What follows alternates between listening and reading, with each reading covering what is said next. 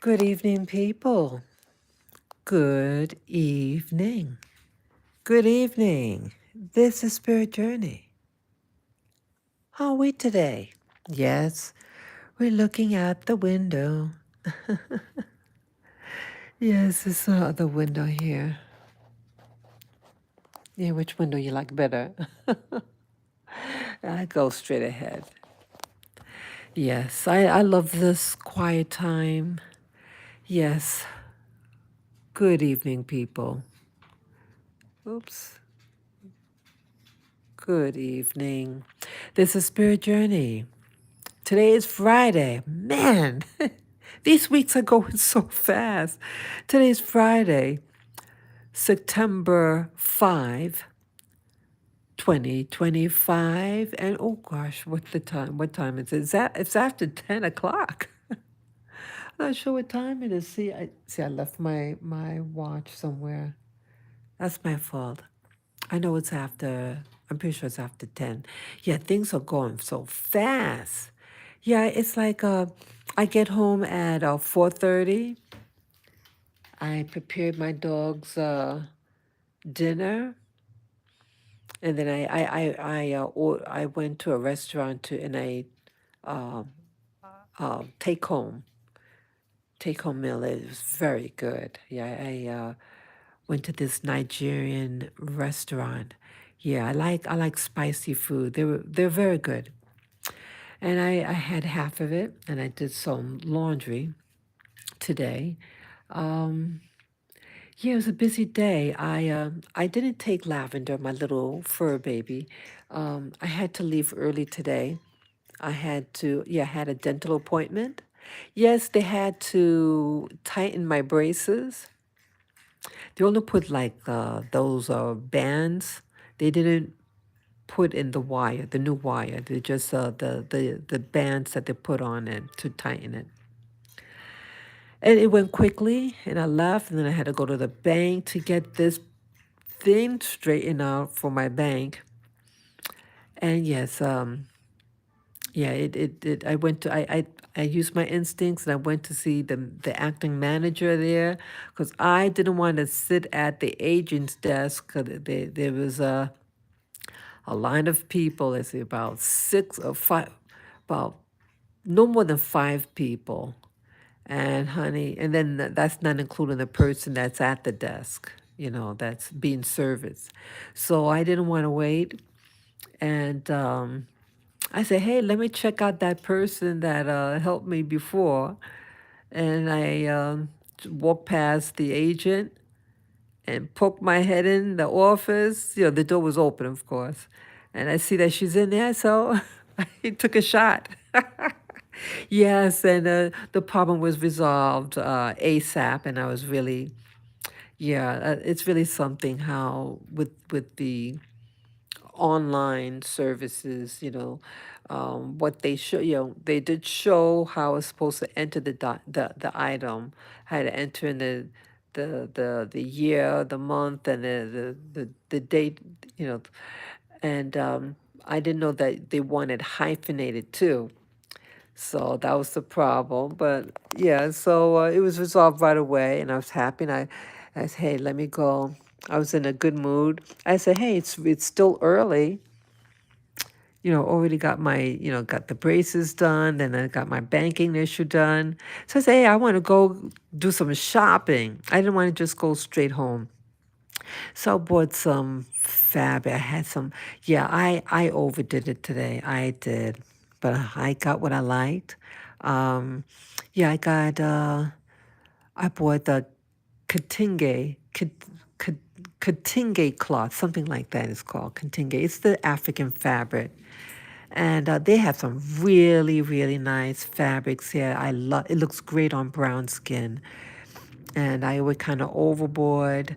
I'm having some dresses made, and I have two different people, a man and a woman. Um, and so the guy, oh, wait a minute, the plane coming.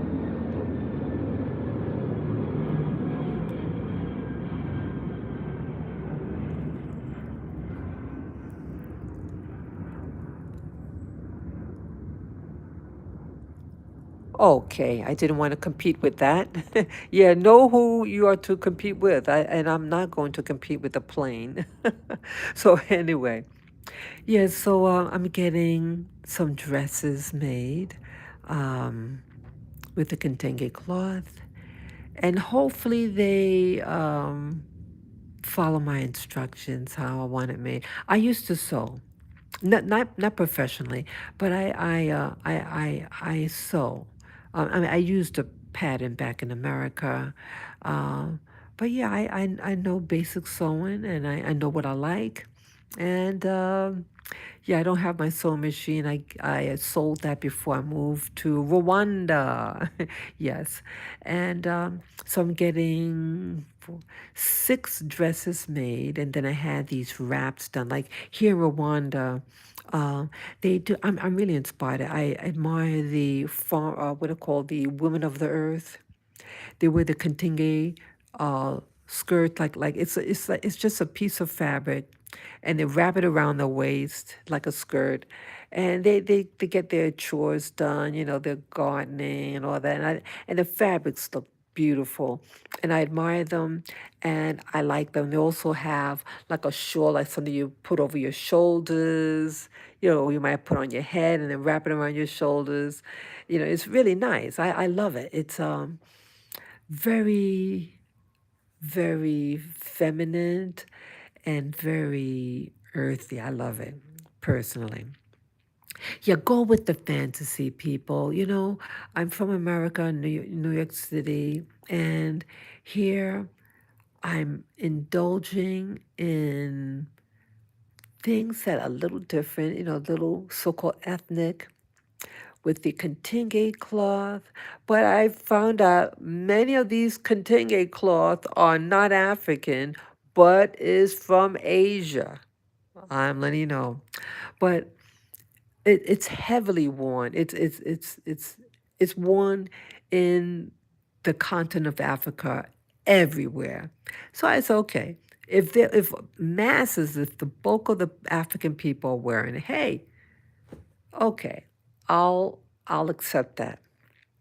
But I my preference is to buy cloth from the African continent and in particular the country that I'm in. That is my preference.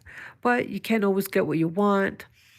But I got what I like today, and yeah. So uh, with the 4 things I got, the 4 fabrics for the wraps. So it's the skirt that you wrap around your waist, and then a shawl, and then another piece for your head. So I made sure this time that for the skirt portion that you wrap around your hips, I wanted it a little long, a wider strip so it can wrap around my waist, and then I can tie a knot in front. That is my goal. But I may have. I may should have done something else, but I'll see if I can make it work. Yeah. See, I don't want my skirt to fall off, you know, and I really don't want to use pins to hold it up because I don't want the holes in it. So I'm gonna try it with what would look best with it, and just enjoy it. And yeah, the fabrics are just beautiful, and you can use it also. Like if I'm not gonna wear it, you could throw it over your pillow or your couch, so you get add some color in your home. They're like a work of art. You could put them maybe as curtains, like to accent the curtains that are already up, and just throw it on top of the curtain rise to add some color to what's already there. So that's what I did today. But what I wanted to really talk about is the eyes of children. What is happening to the little children? Again, I say this, okay? I want to be sensitive, people. Yes, hello, viewers. Hello. Good evening to you. Yeah, I want to talk about something more of a serious issue. Again, I just wanted to give it like an introduction, how my day went and everything, to lead up to when I was to go initiate the things that I needed to get done today. And so I had to take a motorcycle into town. And as I went, just like a block away from where I live in a nice area. The immediate area is very nice. I feel very safe in it. But honey, there are things that are happening. And I've seen this before.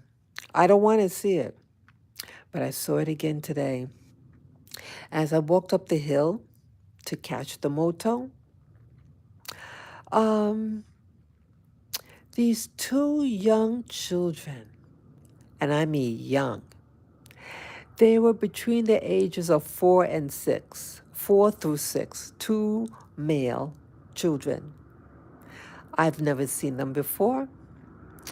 And they looked at me like, who are you? Type of thing. Like, just like very intense. And so when that happens, sometimes people don't realize how they're looking at the person. They don't mean any harm. And so what you just do, you just say hello. You say hello in their language or good morning or whatever. And that usually like, oh, they come out of whatever what they were in mentally, and they usually say hello or something, respond. But this one, these two, they look like trouble. They never said anything back. And then like one, I thought I was going to get mugged. One went to my left, the other one separated from the other boy and went on my right. And then at that point, the motor came right in front of me. I thought the motor guy was going to say something. They got real close, and the one that was on my left was steering very closely, looking at my hand where I had my phone, my smartphone, just eyeing me real close. Then he walks around to my right. Another boy went across the street, but he stayed and real close and just wouldn't, you figure with the moto guy there, and I showed him the phone, the moto guy to show him where I wanted to go. And the boy just stood there, just like, I know this guy's trying to, it was he gave me the creeps.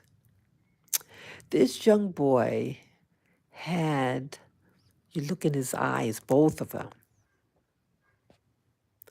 They, again, I love the people here in Rwanda. They're beautiful, beautiful people. I enjoy where I live.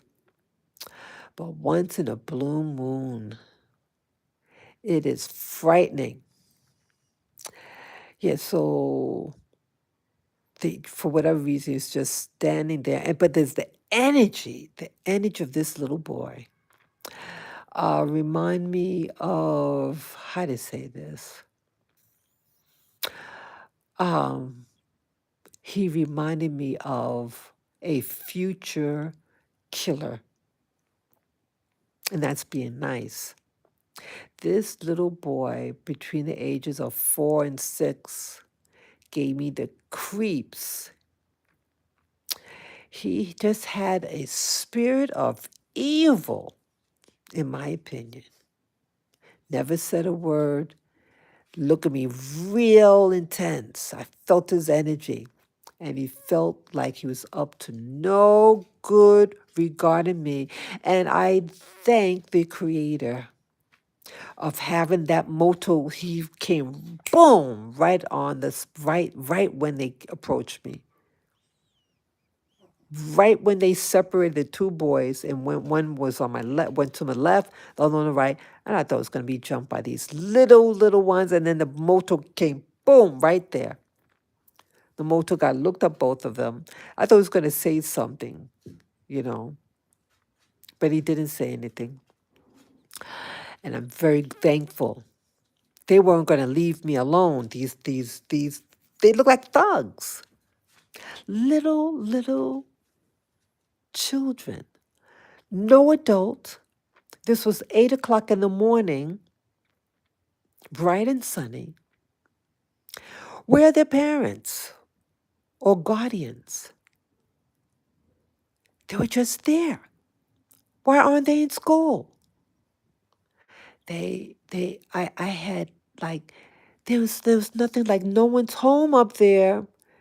Their mindset was locked on whatever they wanted to do to me. And just that the soul, they seem soulless. They look like soulless people. And I wonder, please, I'm not saying this against a country. No, no, no, no. I'm just talking about this specific experience. And I don't know what would have happened to me, but yeah, there are cameras right there too. The cameras right there. These were very, they just seem soulless.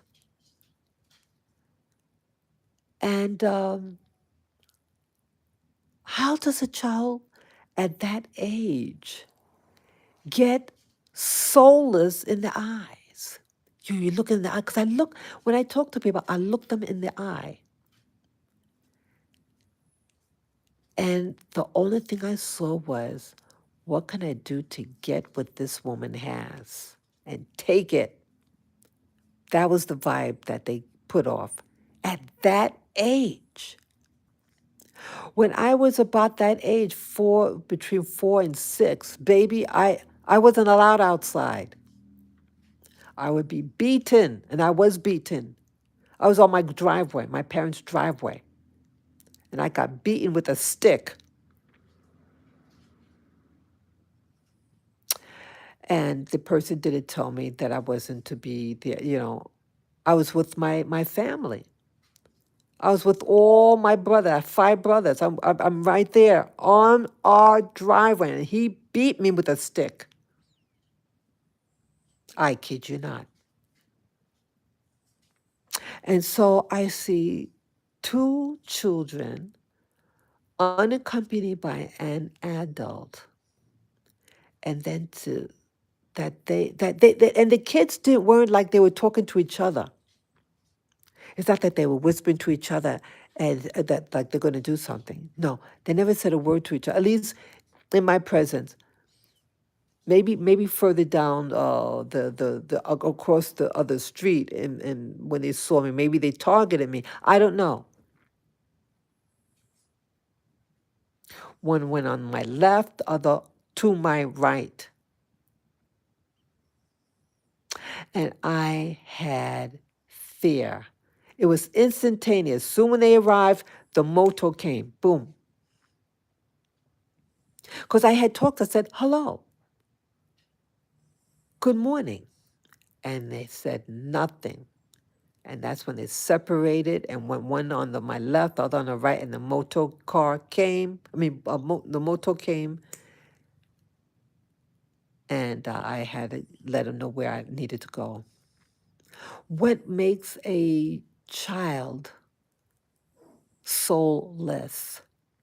The eyes were soulless, like they were possessed with evil intent. You can tell they're poor kids. And maybe 2 days prior to that, from today, I think it was 2 days ago, I went on Happy Street, what I call Happy Street. Very positive, very, very, very, very positive experiences I had. That's why I enjoy going there, because it's happy time. Great people I meet. wholesome people of the earth live there. And that's why I like it. But this time, 2 days ago, I think it was, there were again a group of young children between the ages of maybe, four through six or 4 through 7. I think there were 5 little boys, four or five little boys. They're in front of a house. And as I approached, and I had my little dog with me, Lavender, and I said, hello. Because I think they're all staring at me. So, in Rwanda, yes, they do stare. People stare. People are curious, and it's nothing bad. People just, you knew, okay, who are you? They're wondering. So you just say hello or good morning, good afternoon, whatever or you nod and smile. And it goes a long way here in Rwanda. That's what I love about the people here. You can say hello to them, nod to them, give them the thumbs up. They're really positive about that. They really love that. They like to be recognized, and I like them. So 99% of the time it's fine, no problem. But this one, the soulless, the soulless children. Now I saw them as I approached, and they just had that dead look, but more like an evil intent. And they just looked at me. So I said hello. I smiled, and then I said good morning. And they said, huh? Yeah, I think when I said hello, he said, huh? Then I said, good morning. And it was in their language, and nothing. They all stared. They said nothing, nada, rien. It just eyeballed me. And I felt, wow, I better get out of here. Yep, I tried to move. I think I picked, I had my doggie in my hand, my arms. I got out of that. Yeah, I just kept on going. Yeah, it was like, this never happened on that road, Happy Street. Very nice. It's a very rural street. It's all dirt road, but I love it. I love the trees and everything. It's real. And my early morning walks are wonderful. But these kids, about 4 or 5 of them, didn't say anything. Yeah, they were even younger. They were even younger than the ones that I saw today. Yeah, they were younger, tinier. What makes a child, and they were all male also, they had just like like a corruption, something no good, evil. What makes children that young? Now, at that age, when I was that age, things were very strict in my household. Wasn't allowed a lot of things. And, but I mean, I was afraid of people. I was very extremely shy. But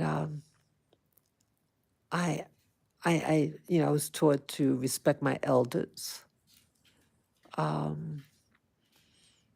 can understand some being fearful, because I'm an adult. They don't know me. I understand that. But this one was like, fuck off type of look. Get away. Not.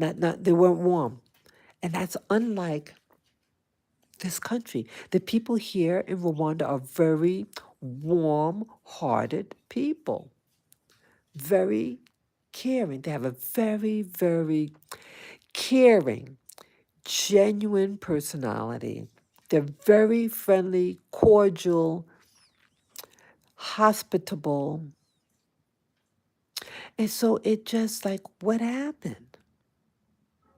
What happens to children for them to respond the way like that? That they will not respond.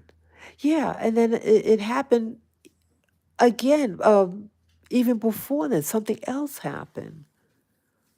I was in a new area. I mean, yeah, I was on a street that I'd never been on, but in this all in the same vicinity. And I said hello. Huh? Hi. And it was just like, what's going on? What is going on, people? What I equate is that certain areas, there's a spirit of poverty. And this spirit of poverty, and if you're I'm not again, Happy Street, they're farming. They're like, you know, people of the earth, as I call them, Uh, they live by the woods, they sell their crops that they might have a little, plant little crops around their house, very modest, just a small little plot. And they do what they can to make money and move on. But what seems to be like the area that I was in, it seemed more, yeah, I've never been on that particular street, but it's like there's different energies. She had a different energy. And it's so rare. It's so rare for that to occur here in Rwanda. It was just so, it was just as foreign to me. I felt like that they perceived me as foreign, totally different energy signature. And it didn't matter. I was wearing the continue cloth, the African cloth wrapped around my shoulders. Um, Simple, I had a pair of jeans and sandals. Um, it just wasn't, it just like, I didn't fit. I didn't fit in their eyes. And it's a weird feeling. What? I mean, not everybody. So I had to remind myself also, not everybody who meets you are going to like you. Not everybody's going to understand you. And that's okay. That is okay. It's their, they have a right to feel what they want to feel about anybody. But when you even say hello, good morning, so of course you have people who might be a little shy and timid, but this went beyond that. It went beyond that. And that's when it gets spooky. Have any of you ever encountered walking by yourself and you see a person in passing and you might say hello or not, and the person just, you can feel evil coming out from them. Evil.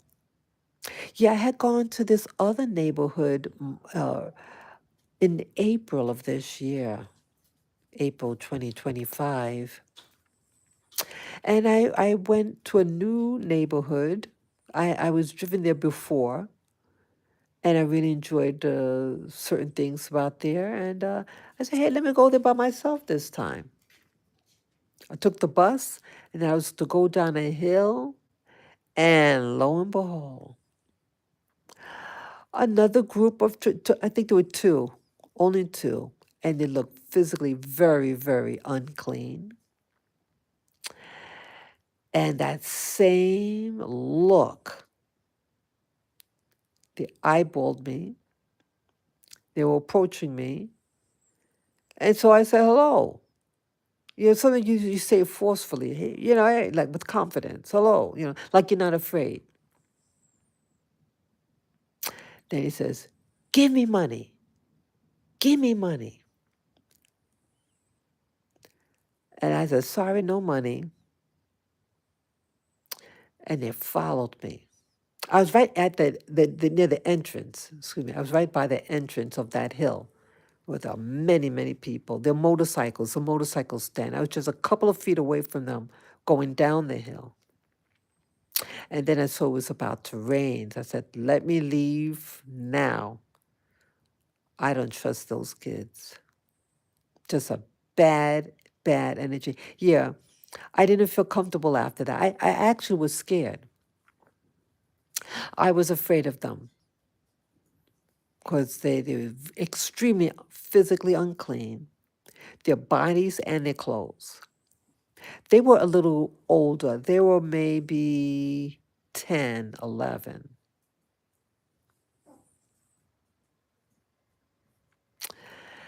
Wow. Yeah, and it happened again. There's something else that, oh, yeah, then it's something like that again happened right on my block, like a road right next, the back road where I live, one block up, maybe 50 yards. And it was a whole pack of kids, about maybe 7 of them. And it was the oldest one that was acting out. He could have been maybe 11, 12. And they were trying to mess with my dog. The oldest one started first. And then I walked behind my dog. I talked about this story before. I walked behind my dog, so because they try to run and touch him from behind, like run and then reach and try to get him and then run away. So I don't want my dog to get hurt. So I walked immediately behind my dog, so they couldn't do that from behind. Because you don't want to alarm a dog, get him frightened by sneaking up on him. So I initiate. I said, "Oh, did you want to pet my dog? I can let you pet my dog. Hey, his name is Lavender. This is how you pet the dog." Because I see, I see the kids wanted, they're curious. They want to see the little dog. So I presented it to them as if I'm offering for them to pet the dog, because I know that's what they wanted to do. So I wanted to get their curiosity out the way. And I bent down to secure my dog as the children were going to pet them. And I remember I had a shawl on, and the shawl fell off my shoulder, and then the kids jumped. They were like, really? It was just a little shawl that I had on, and it just fell. You okay, Lavi? Okay. He must have banged into something. Yeah, he's acting a little peculiar again. Sometimes he gets restless at night. I did present his food. Like sometimes, I think sometimes with my dog now, that if he doesn't eat all his food, he might feel a little edgy. He wants more to eat. And so he'll just walk around, pace around the room and make these weird sounds, like right now. You okay, baby? Let me pet him. You okay? Yeah, he's pacing around. Oh, you can't see him. Okay, I try to show you him, but it's too dark in the room to see him. Okay. So sometimes I don't understand what's happening with them. It could be just something simple as age. So yeah, so he just I brought the food up so he could munch all during the evening, and he just didn't seem interested anymore. So I just put it away. I put it on top of the dresser, and oh well. So either way, let me get back to what I was saying. My apology. Okay. So they were like really jumpy. So they made me jump. And then one by one, the oldest one came first, pet the dog, and then the other ones, yeah, they range from age maybe 3.5 to 11, 12. There's about 7 of them. and they look like bad news. Yeah, they don't look like they're from the area.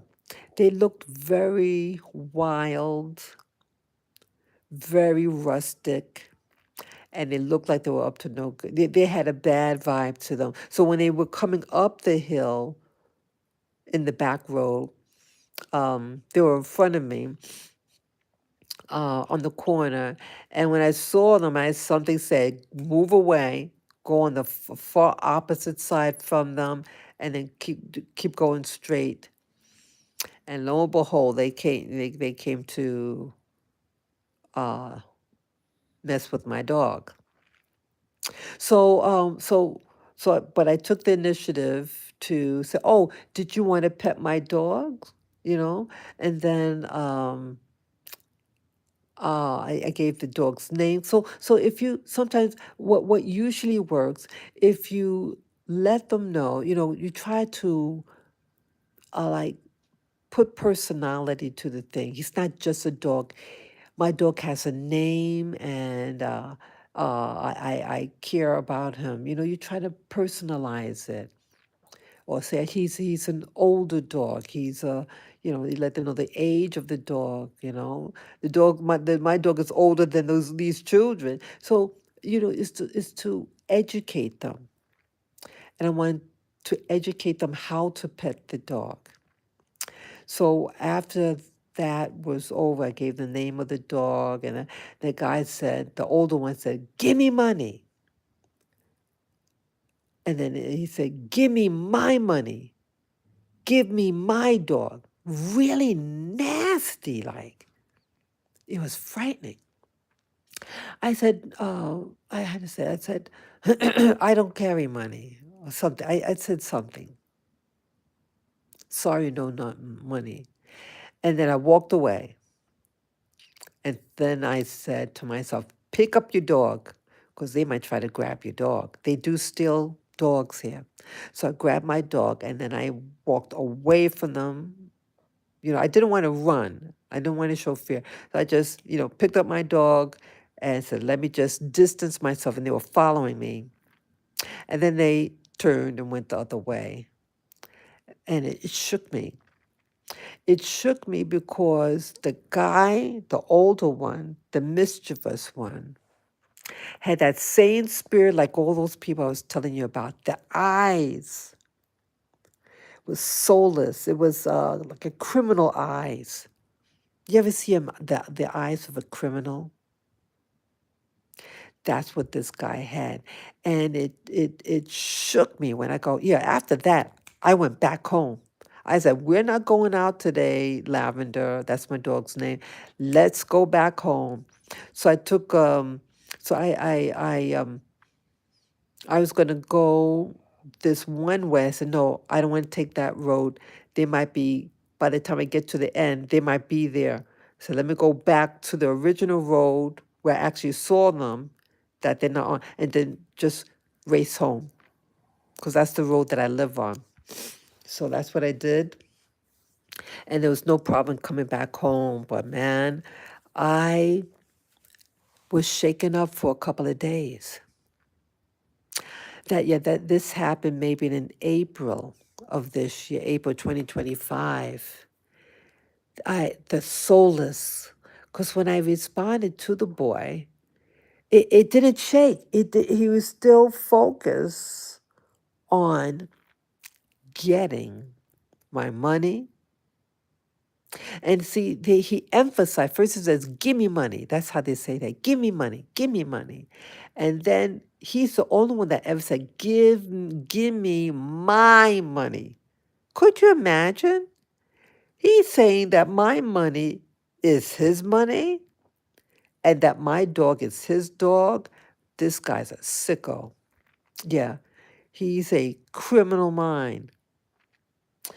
And see why it shook me up so much.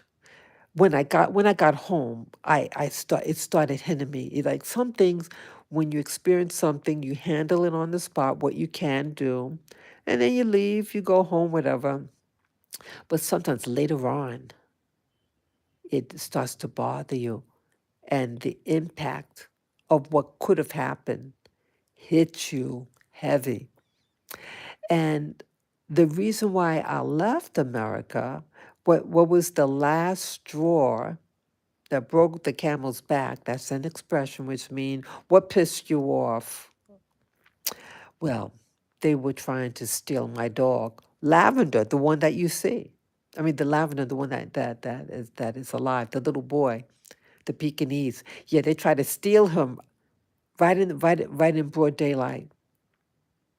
And it's not the first time they try to grab him. Yeah, everybody loves Lavender back in America. Yeah, they loved him. And when the little boy said, "Give me my dog," like that, it's like post-traumatic stress disorder, PTSD came out. I stayed at home for a couple of days. I was very shaken up. I was afraid for my dog. I was afraid for him, and I was afraid for my life. I never had this type of fear for little children. They're little ones. I've never experienced this before.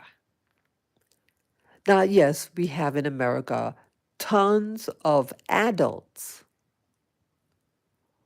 they usually sit on a corner and beg for money. That's how they do in America. They have like a cardboard, and they write a note on it. Please, I'm a veteran, or please, I need money, or whatever what this story is.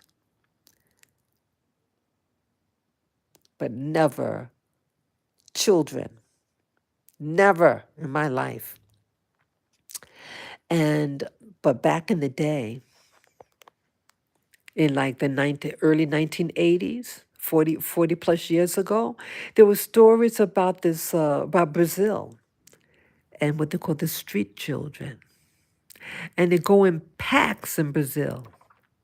These are young children in packs and gangs.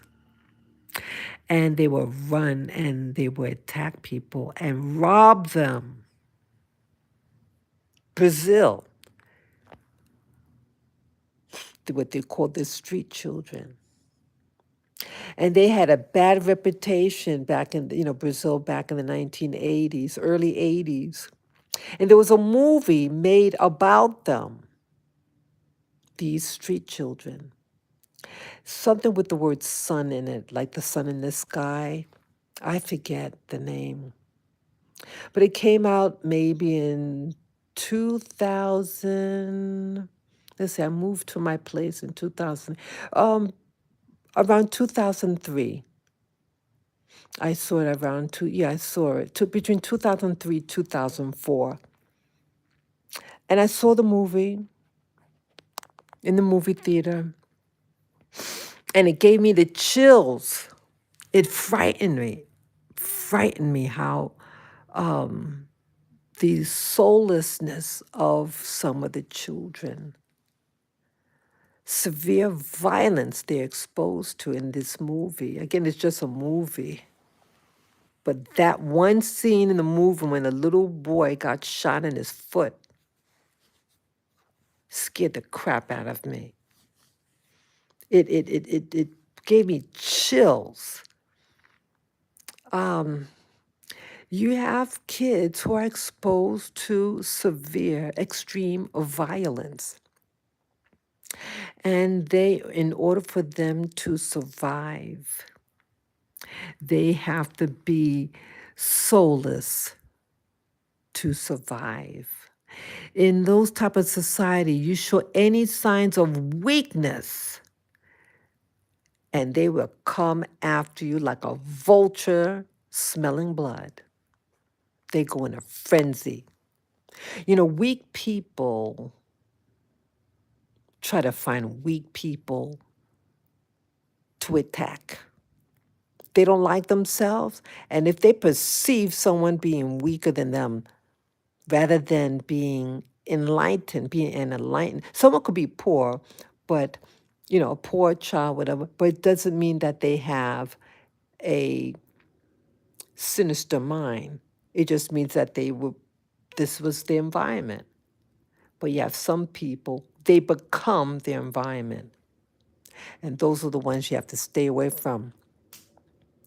And so when the little boy was demanding that I give him my dog, see, someone already told me last year that there are dogs that are people steal dogs from people here. I was, a person who has a business with dogs told me, yes, they steal dogs here in Rwanda.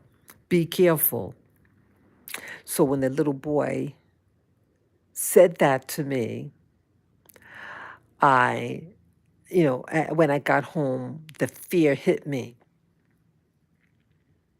What makes people, and in particular children, have soulless eyes, criminal eyes? It is weird, weird, weird, weird. And you talk to them. Yes, hello. And it doesn't shake. Whatever is there is there. It's not going off. It ain't gonna go off. Wow. It's unsettling, people. It is so unsettling. And I'm not here to judge. I'm not saying this to judge anybody. No, no, no, no. I am not. I'm sharing with you in this journey of mine what I encounter. Most people are very good here, but you have those who are soulless, criminal mindset, predators at a young age. And it spooks me. Yeah, there are some things here that it's, you know, that until you experience people like that, they just have they're people who are just raised in an environment, period.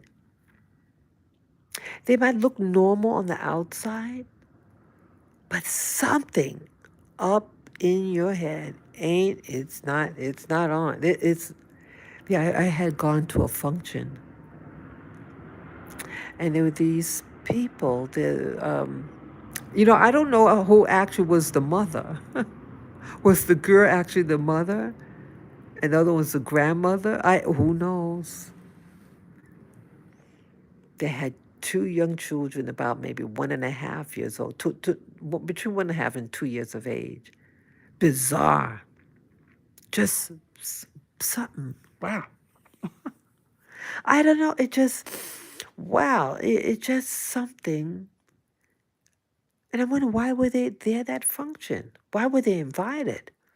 It was like oil and vinegar. It didn't make sense why they were there. But it just, I guess the more you see, the more situations you go into, places,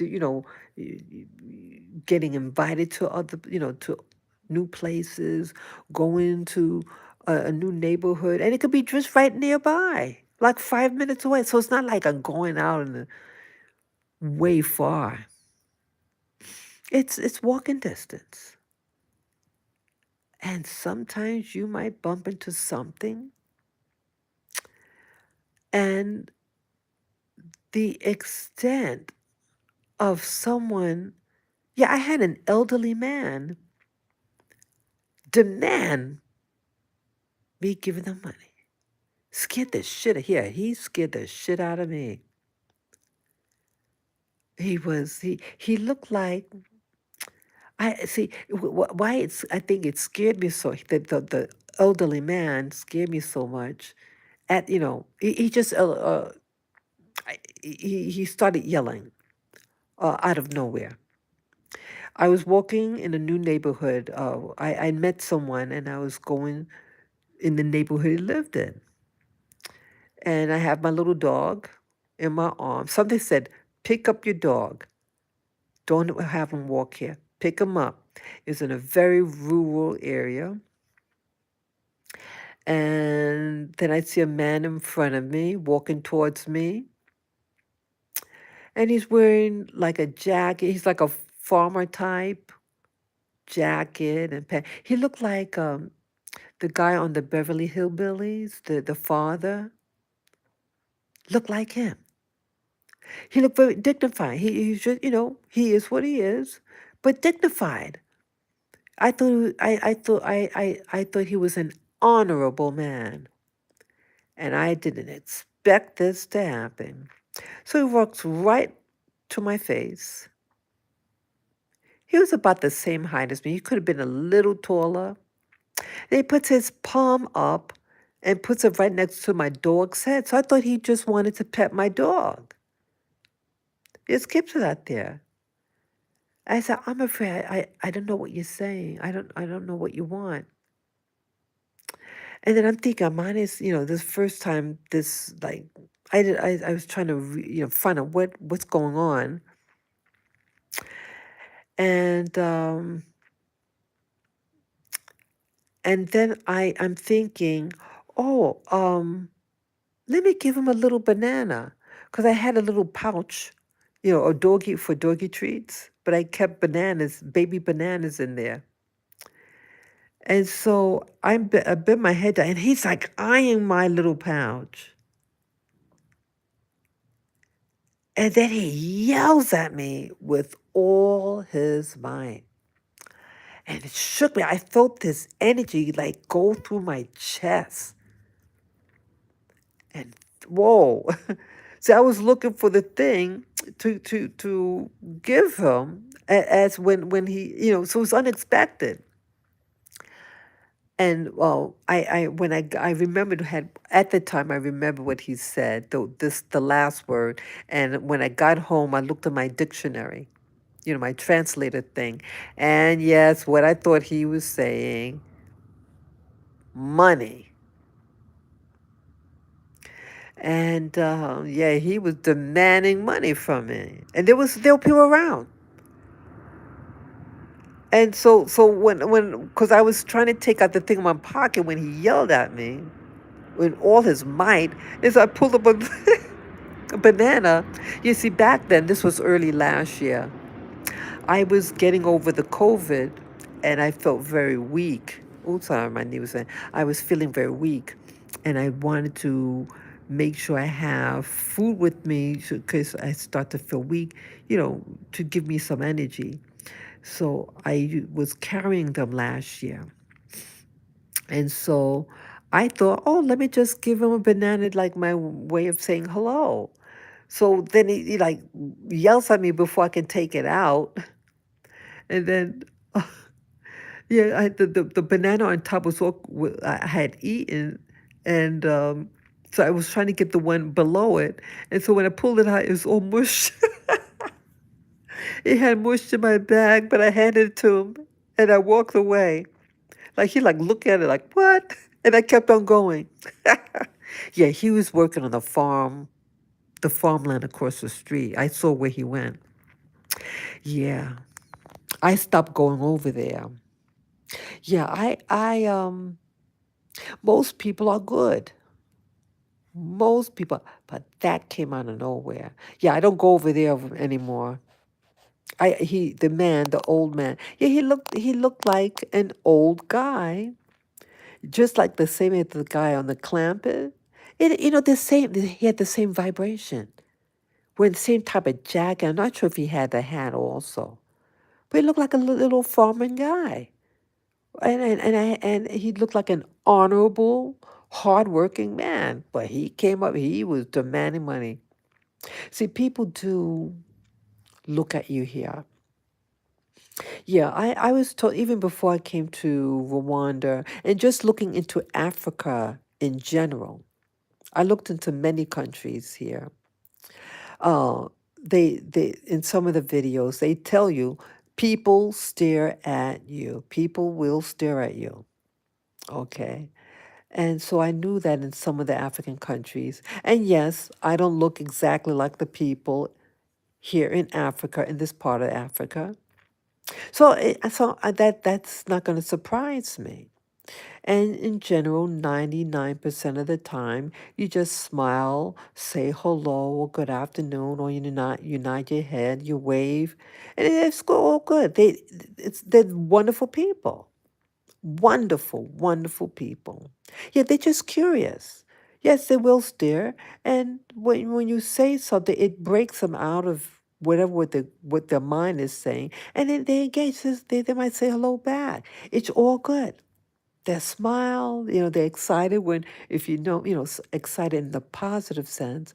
Hey, you say, my language, you're saying hello, my language. They love that. They love that.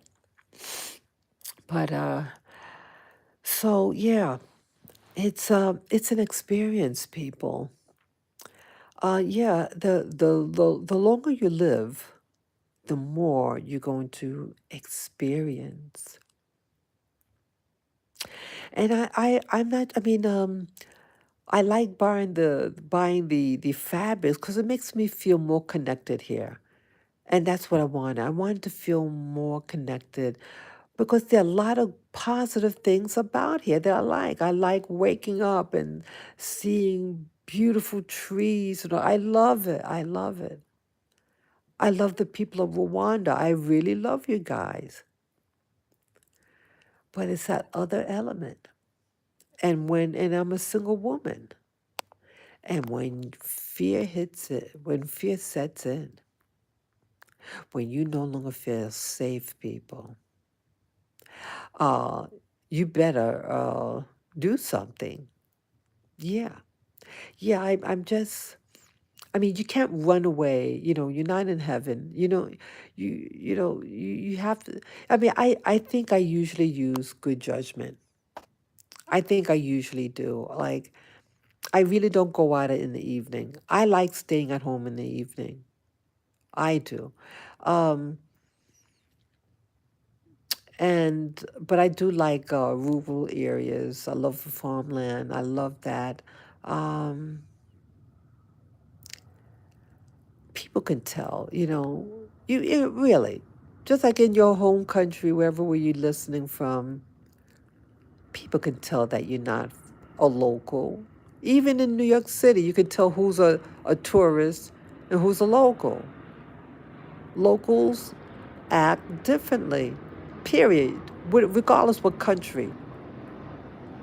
So it didn't matter that I had Kandinge cloth, that's an African fabric, wearing it.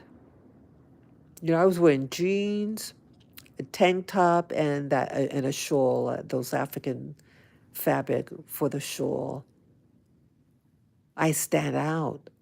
People, you know, it, they know who you are. Something you just can't hide. I am who I am, and they are who they are.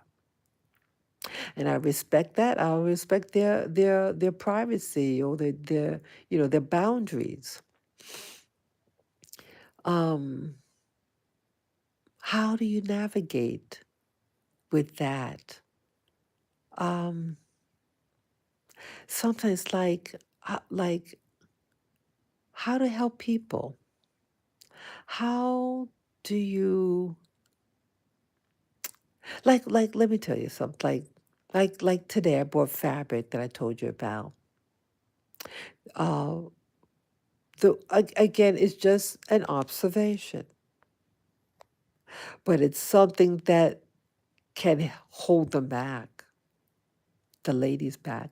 I find the men here more proactive when it comes to they're more assertive in their approach, uh, getting business from people, and with a tailor, um, they seem to be very like they want to show you their work. They might have their phone, smartphone. They have photos of. items that they made, or portfolio. But the women, they don't really provide, they don't really show you their work.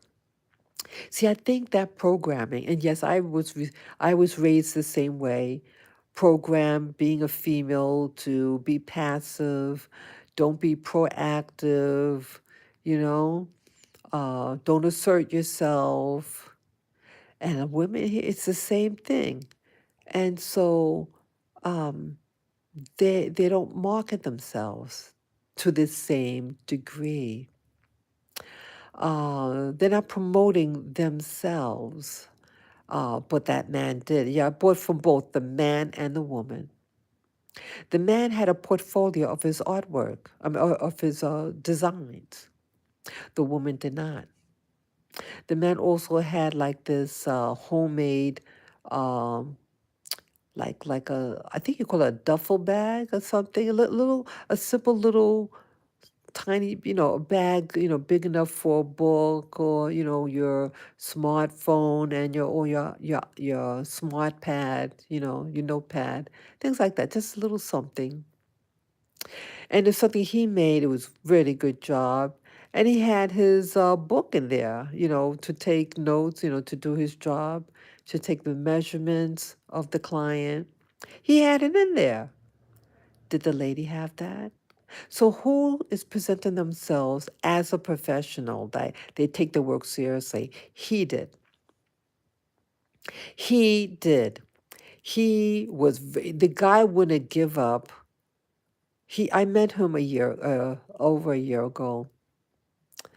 And boy, earlier today, but he's there. And I said, thank you, okay, hello, so and so, um, yes, I'm going to be working with this person here, but thank you for introducing yourself again, and blah, blah, blah. Wish you well. Have a nice day. But he came back and he insisted that I look at his book while the person that I'm buying the fabrics from, who's going to make me something, I was in a good mood today. And so I didn't I didn't want to shoo them away again. Um, but really, I'm with one business person, deal with one person at a time. That's one thing I learned today. Don't deal with too many people. And sometimes you have to just be firm. Say thank you, but no thank you. Turn your head and then begin with the person who you're dealing with, one person at a time. But I had a flock. Yeah, I had about 4 or 5 people today. And but I guess it's just how I feel at the time. If I don't feel anxious, whatever, and I'm just in a good mood, my energy was high. So I tolerated them. But really, ladies, you have to present yourself. I'm not an expert. I'm not a millionaire. I'm just a regular person. But I'm seeing the mistakes from an outside point of view. Women, if you want to make money, present yourself in a way that projects that you are a serious player, that you are a professional, and you know your job. The women that I've seen don't act like they know any, like, is this just a side gig? I mean, are you serious? They're not serious about this is their occupation, but it's how they present themselves. They present themselves like they want to fail. And so if someone has that type of energy, would you want to give them a lot of money? Hell no. Ladies, for you to be considered serious, yes, women have to work harder for the same thing with men. Men have testosterone, and that automatically gives them an edge over you when it comes to business, certain types of business. Women, you have to be more on it. Present yourself as a professional. and know your job. No different aspects of constructing a garment. Expand your mind. What are they wearing? What are professionals wearing? What are young adults just starting out in the world? Or let's say someone's just you know, a teenager, but they want to get something made. With it, just something real simple. Know your client. Know your type of clients. Sorry, plane is coming.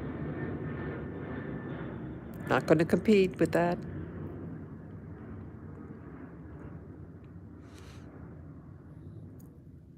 Okay. Yes, ladies, know your client. Have on the wall. Okay, she had just a little tiny spot. Her sewing machine and a chair. That was her space. But she could have like, cause the wall had, the gates. She could hang up some items, like two, three items on that gate, displaying her work. Hello.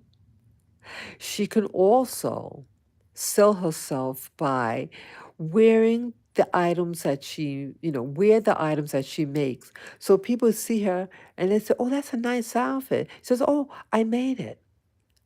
I make all types of things. This is one of the things that I make. Do you like it? Yes, I can make something like this for you." Okay, that's a serious player when you wear the clothes you make. Have it on display. Have a portfolio. Let's say you're talking to somebody in the street. Hey, you can make a sale. Hey, this is my portfolio. I do formal wear, or I do urban chic. I do whatever. Have it. Have the tools of your trade. You have to present yourself that you are a serious player. She was in the business at that spot for over 20 years. It could have been over 20. She told me how much. It could have been 28 years. That's a long time. And she does have a portfolio and you're in the business for over 20 years? What are you saying about yourself, woman? What are you, a so-called professional, a seamstress or a tailor, whatever you want to call them, seamstress or a tailor, and after all those years, over 20 years, you don't have a portfolio? What is that saying about you and your craft? What is it communicating with people who are going to do business with you? Do you present that you have an understanding about different types of clothing, what people might need? Okay, let's say they're a business executive. Let's say that, or a lady, they mostly do stuff for ladies. Or let's say she's uh, let's say going to get married, or that, do they understand the event that you need it for, the importance behind it? It's more than just being a robot and just making something. Do you comprehend the importance of the event? Are you socially connected with what they need it for? That also adds to your credibility. It adds to your credibility. It's selling yourself. Hello. You have to go the extra mile. Do your research. Different type of hems to use it for. They use all the same hem, and it's bulky and it's unprofessional how they do it. I told them what type of seam that I wanted. I used to sew people. I mean, not professionally, but I used to sew. I made items, dresses and skirts, jackets, suits. I've done that, and I've also sewn by hand. My best item that I made was a suit, a jacket and skirt matching, was my favorite piece. It came out excellent. I wanted the inside of that garment to look just as good inside as outside. So I wanted to take my time. And one thing, when you sew by hand, you're forced to do it slow, and the work is actually more refined. The piece came out excellent, excellent. That one project, you know. And some projects I've made did not come out to my liking. Yes, I'm being honest. But that suit, I said I'm going to take my time doing this. And I had to do it by hand because I think the sewing machine broke, and I needed this suit for an event. Yeah, people, are you credible? Are you credible? If you come walking in the street and says, "Yeah, I'm a seamstress or a tailor," and you don't seem to have a clue, or you're not presenting yourself, you're not wearing nice clothes, are you dressed poor and shabby? That's what you're selling. You're dressing shabbiness. Dress nice. Wear the outfits that you make. Dress presentable. You are not just a I had to say this. You're not a nobody. If you're a professional, present yourself like a professional would. You're in the business for 28 years. That's a long, long time.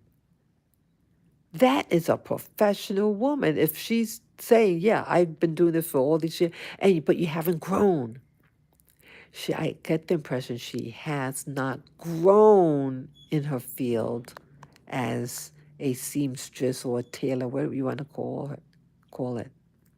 So your credibility and what you could get from clients, the payment that you get from clients won't be that high,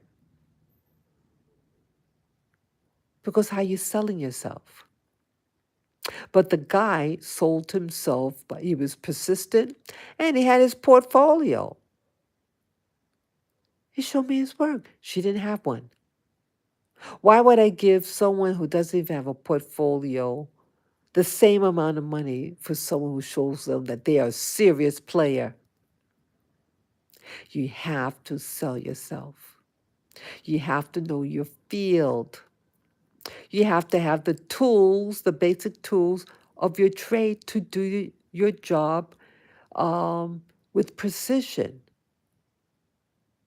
In some cultures, what you do for a living is your signature, your identity. It means everything to them. Everything. They take it seriously. You go overseas, to Europe.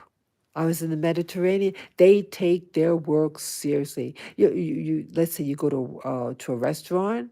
That waiter takes their job seriously. He's not just doing it to pay the rent. It's his identity. I am a waiter. I am a waitress. I am a shoe cobbler. I am. Do you get the point? Do you get the point, people? When the job is your identity, you're showing a connection with what you do. You're connected with that job, and it you usually have a sense of pride at what you do. You're not just doing it for a check. It is your identity, and they take their work seriously. But the people that I have seen, by their behavior, I don't think they realize how they're coming across, but their behavior.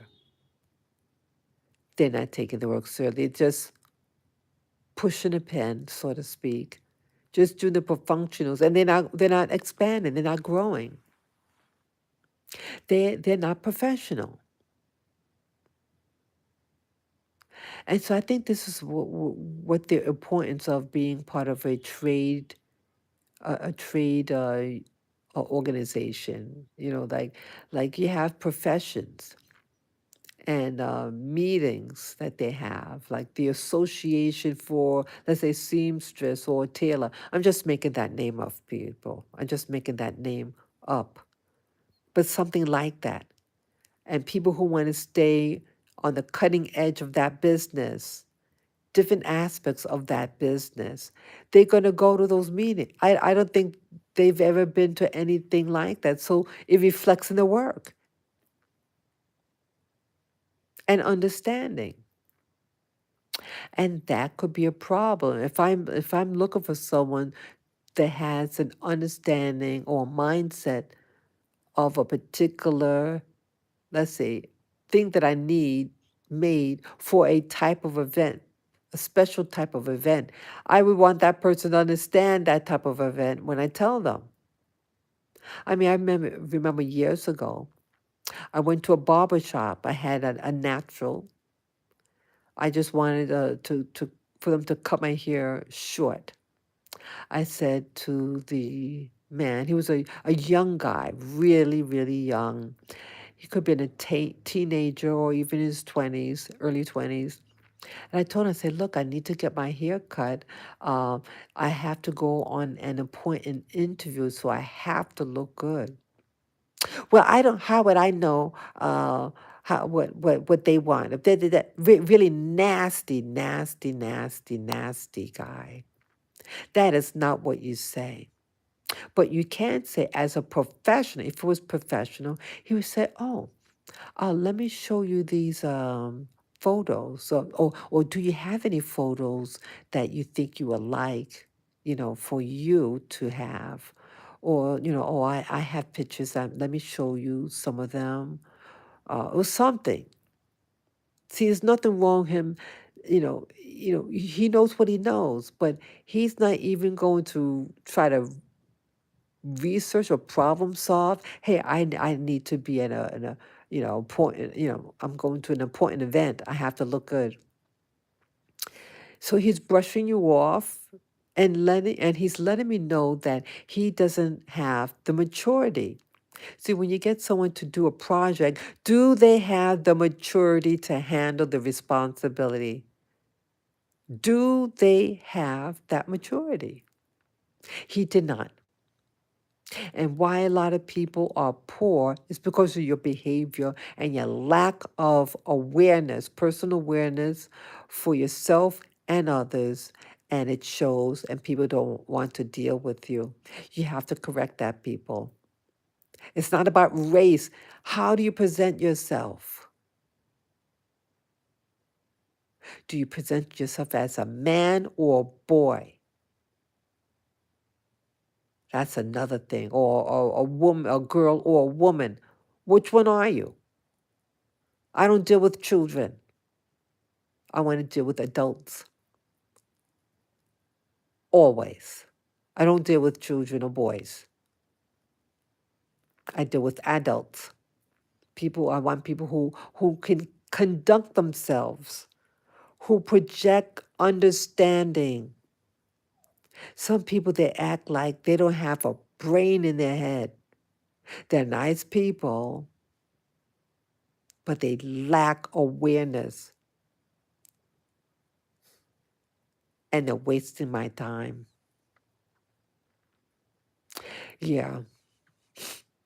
Yeah, women, you really have to. You can do it. We can all do it. Mommy, if that's your profession, have a portfolio on you or at reach. So to show people. You can make recommendations. Hey, this fabric would look better on this type of garment. Let me show you. Hello? Hey, the person said, wow, okay, you have insight. That's also what you're getting paid for. Insight. Not being a fucking robot with no sense and just la la la la la. Whatever what comes out, comes out. If you present yourself like some fucking robot, why would they even want to deal with you or respect you? Yeah, they give you poor salary, but should have a cutting edge in how you present yourself, and people are going to take you seriously, and then you're going to attract people with money.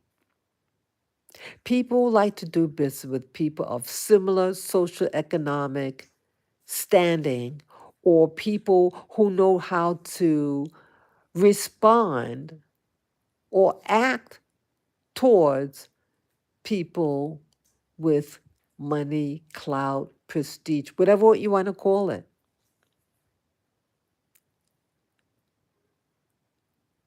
Do you understand, people?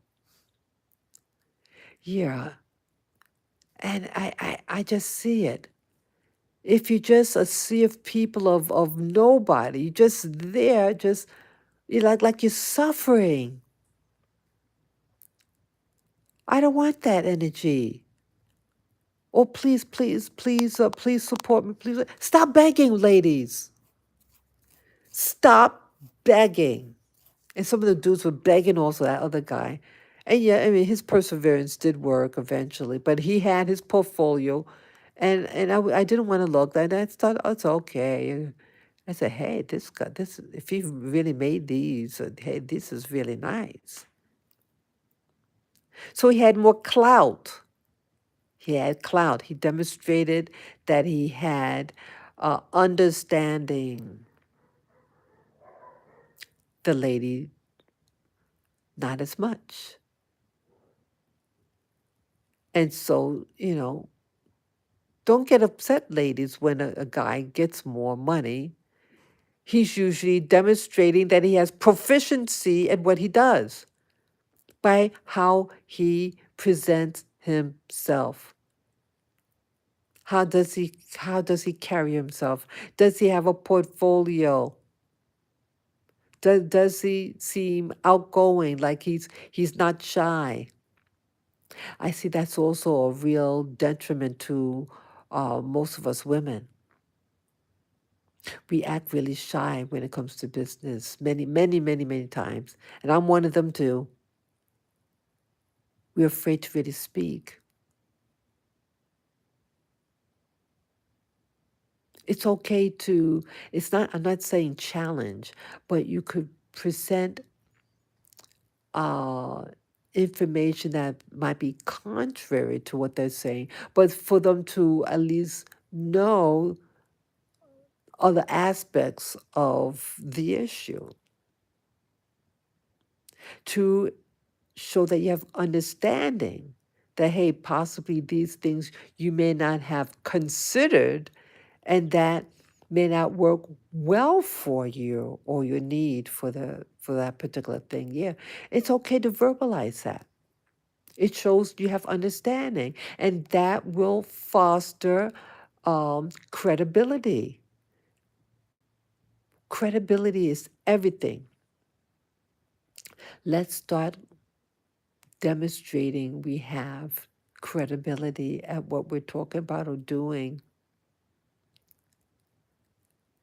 Let's also be on time. You should, let people know, hey, what time? And you better get there on time too. Yeah, don't waste people's time. You have an appointment, make sure you're there early. That's another thing that distinguishes a professional and a loser. The professional is time sensitive. They make sure they come on time. It's not just even coming on time, it's coming early. Get there before, just a few minutes before, like 10 minutes before, something like that. Be prepared. Maybe you can have like a post-it pad.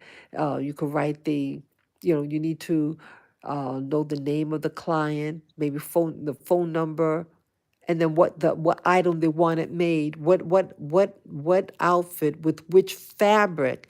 Have that, you know, noted down. It saves time. You want to save time. At one point, it was all over the place. It could have been for like 45 minutes of just chaos.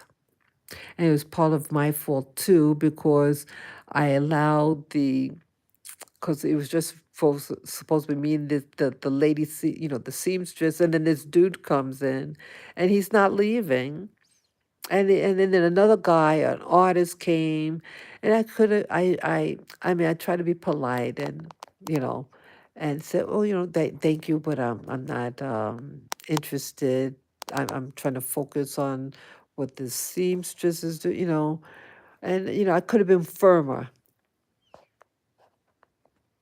So that was my fault, and it started to distract and waste time. But eventually it got clarified, so everything, it equates money, wasting people's time, wasting your time, it wastes money. And she started to get tired, and she was careless. She got a little careless at one point when she was doing a hem.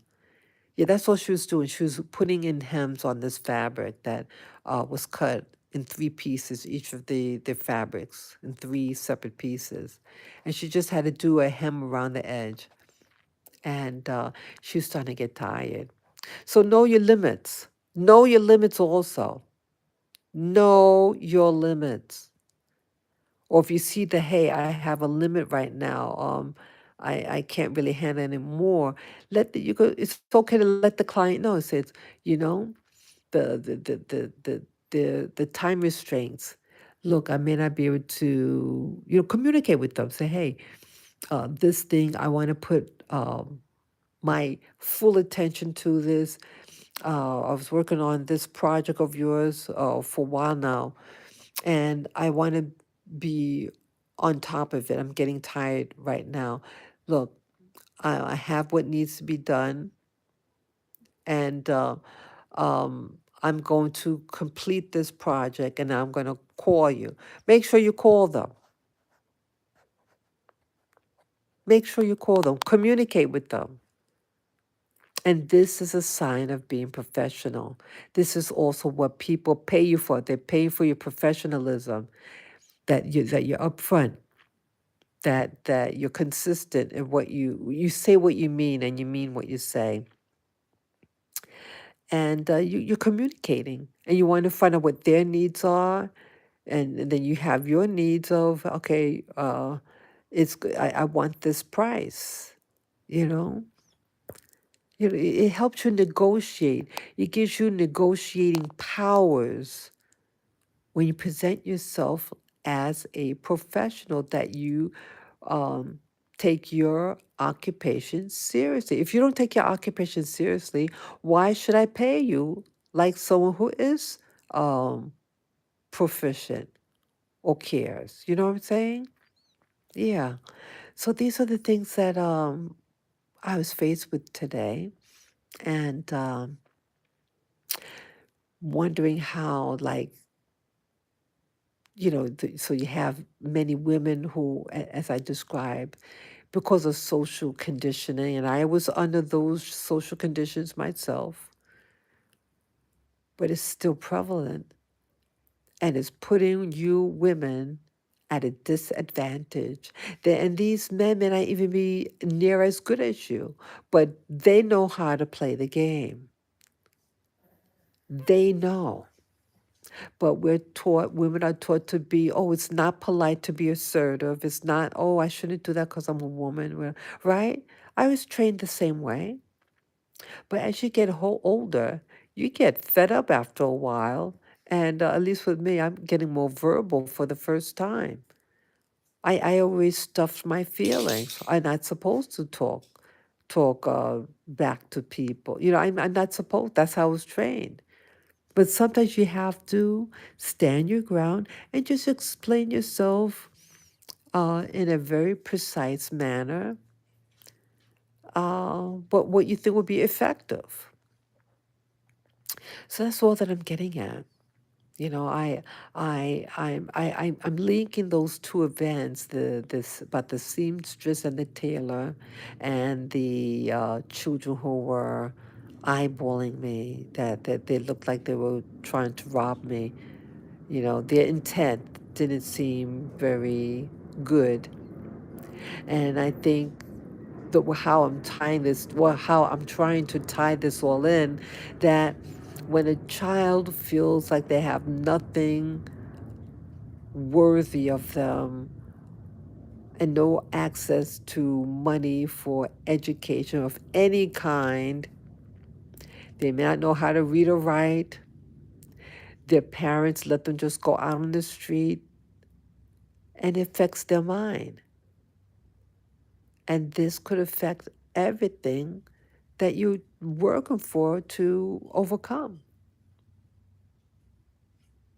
So we have to be careful.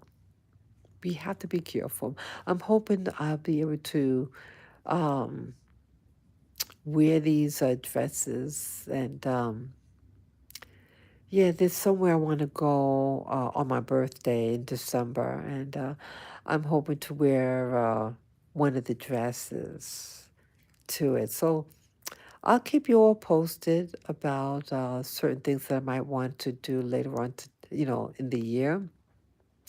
For now, I want to enjoy Rwanda. I want to enjoy, I want to enjoy the environment here. It's really beautiful, but seeing those kids with the evil eyes, or let's just say soulless eyes, I have to be on my toes. Yeah, you find here in this part of the world, at least where I'm living now in Rwanda, uh, do not show signs of wealth. Do not show, yeah, they're modest in their dress, they're modest. Even earrings, many people don't have their ears pierced. But if they do something very simple, very, very simple. Yeah, they don't wear necklaces. I don't really see necklaces. Not everybody has a watch. It's very simple. And yeah, you hear, not even the president wears flamboyant clothes. No, no, no. They are all, even those top officials, they're they try to dress very, very modest. It's not to put a lot of attention to yourself. But I do want to look good here in Africa.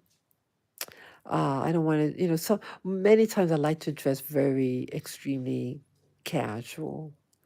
Um, But sometimes I want to get dressed, just wear something pretty. As a woman, sometimes I want to feel pretty. Or maybe a man wants to feel handsome. So some days you want to go out and wear something a little nice. Yeah, they don't wear makeup here either. No makeup. No makeup. No jewelry. Nothing. Some of the women, they do get their nails done. Okay, I almost forgot about that. Yeah, I don't do my nails. I've done it, of course, when I was young. But no, I don't do that anymore. And yeah, so if the child is not being groomed, even some of the children, they don't take bath, they don't bathe. Absolutely, some of it was frightening to look at. And I'm thinking, I'm projecting based on what I saw that maybe they don't the kids are just like on their own, and they could act kind of spooky. So I need to do some prayers about them. And the people are beautiful. They're beautiful, the people here in Rwanda, but I'm seeing more and more, and I'm concerned for my safety. I'm concerned. I moved from America because I no longer felt safe. I want to feel safe, especially as a woman. I want to enjoy being in Africa. I want to enjoy people here. I want to enjoy the food. I want to find my purpose here in Africa. I want to stay in Africa. I'm just curious to see, what is Africa all about? from America being told that you're a bad person because you have African blood. And no matter, then I became at a point in my life, hey, let me examine what's so bad about Africa. I said, this is just like any other country. It's no different than Europe. Some places, they're just people. They're just regular people. And now it's like I'm able to open my eyes and really enjoy. I'm glad that I chose a place like Rwanda. It is a great soft landing country to visit. The women could walk around in general with safety and other aspects of it. It's I think I made the right choice as a soft landing to Africa. But I do not know how long I will stay here. Ideally, I want to stay. I'm meeting people. I enjoy many aspects of here, but infrastructure. It needs better infrastructure, and I'm concerned about the food. I like good food, people, and good food to me is not expensive food. Good food is food that is prepared nicely.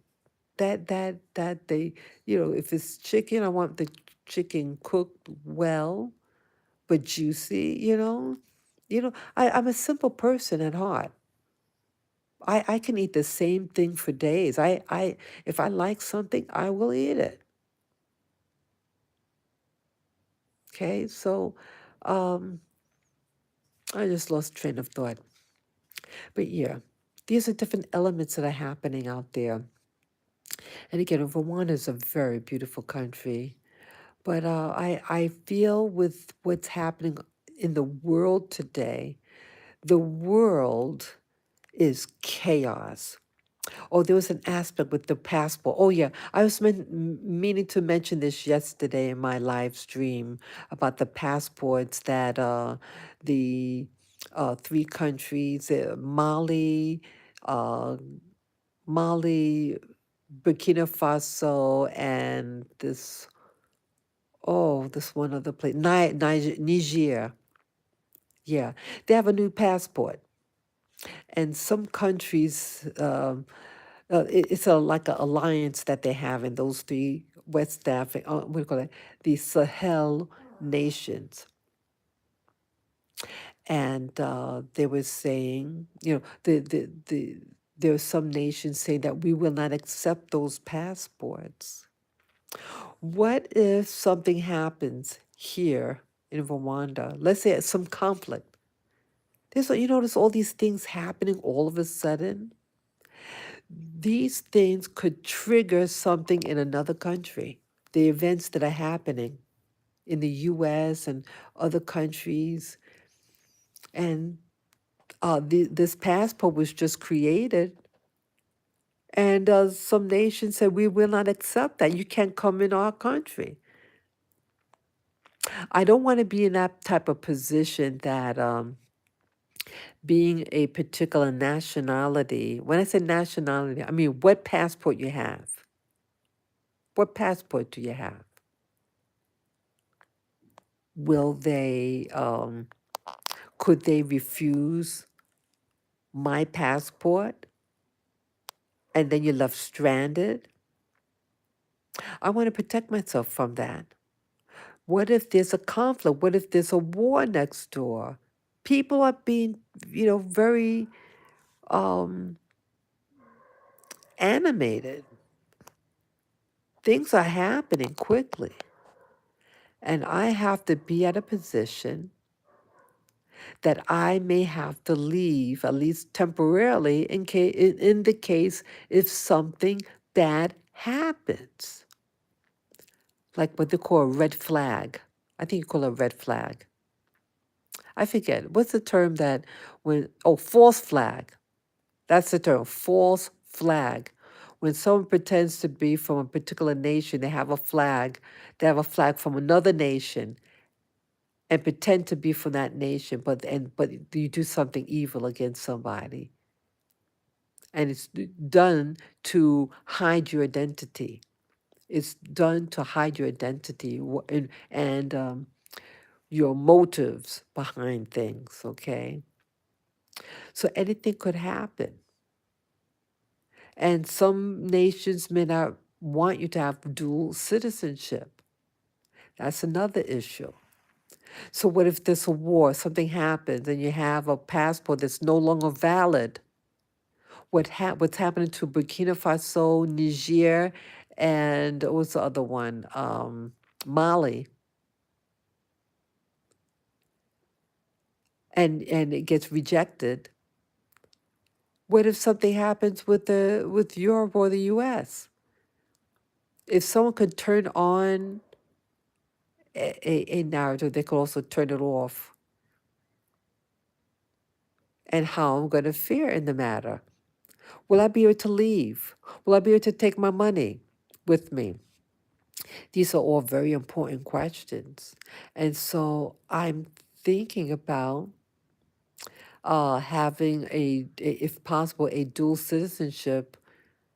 I prefer an African nation. And in case something happens here, if I may temporarily even have to move, if I have to temporarily move, where can I move to? I don't want to wait till the last minute. I like it here, but I start to get a little anxious. That's my nature, people. That's I've been through a lot of things, so I can come across at times maybe a little bit too edgy. But I just want to be careful. I've made many mistakes in my life, and so I'm just being proactive about certain things. I'm far from perfect, but I want to do things that's going to promote myself and protect myself. How much should you invest in a country if you're not really sure that you really want to stay? That's another big question.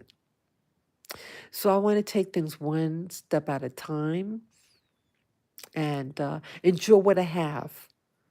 People, we can't change the past, but someone told me about, there's a video about it. This is called The Power of Now. The power of now. That could pull you out of despair, out of the gutter. What are you doing now? These are big questions to ask because what you do affects your future. If you want a future, you got to do things that will promote your future endeavors. And what's being presented to me is that people are just, I feel, setting themselves up. So that's all that I want to share at this time. I hope I hope you understand where I'm coming from. And again, this is not about disparaging Rwandans. I just felt as a human being that it's important to let you know of an experience that I had here and what could be causing this and how to protect yourself. Learn how to protect yourself. I don't want to be a victim. I don't. And I don't want to feel like I'm being closed down now because of the person that I bumped, that rang my doorbell about 2 days ago, and how they're acting. I was very concerned. So you have to consider who is going to do you. And you want someone with the mindset of someone who's using their head, making good decisions. Things don't have to be fancy to be good. There's things that are nice. Simplicity is very nice. It's always nice, simplicity.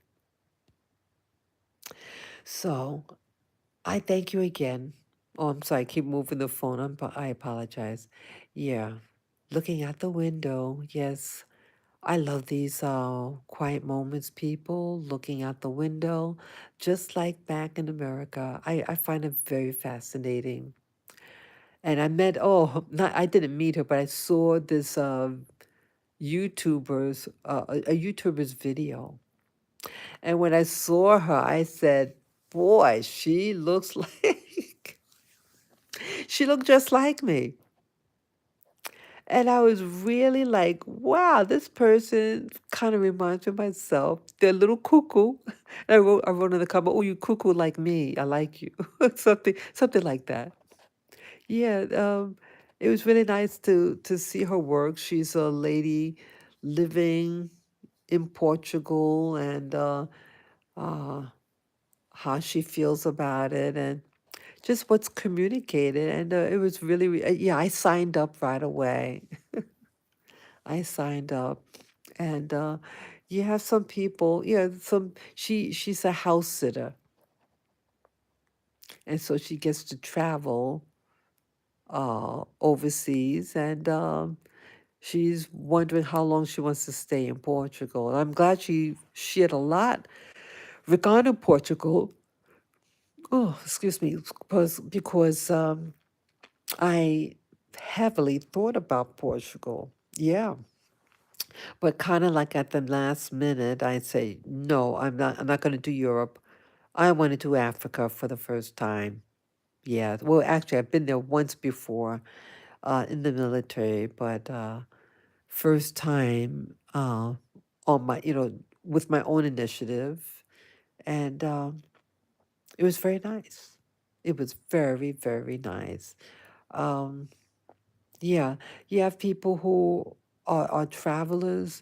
Their mind gets expanded and they they're really interesting people, and these things that I say I need to develop myself. Just because I'm a retiree doesn't mean stop learning. I want to keep myself active and yeah, I want to be active for what I do here and I'll really wish for the best. Having a second passport could possibly save your life. Things will be happening, and you want to make sure that, hey, you got something that, the real simple to wear, survival clothes, is something to prepare. Prepare, hey, do I have to leave? Do I need a second citizenship? Know what's out there, trying to do my little homework. Um, I just might want to just staying here. And that is a reality. But I do have desires about seeing more. I want to make sure I'm doing the right thing. Things are, if I didn't say, there are a lot of limitations here in the technologies, the getting your food, transportation is very, it is what it is. They're trying. But when you get older people, you seek comfort and safety. So I want to ultimately I want to get things that are going to be done well. So I don't want to. I didn't come here to waste my money. Be honest with your feelings. You know. So yeah. So now I'm glad that I remembered that about the person. Yeah. Be you, people, and they're saying this is just part of the matrix. Yeah, this all could be just a game. It can be. So again, thank you for listening. Thank you for any advice, you can share your comments below. You can share this video with friends or family members. And until next time, okay? Peace, love, and joy to you all. And may you have a very, very nice weekend. Thank you again from the beautiful country of Rwanda. Take care. Bye bye.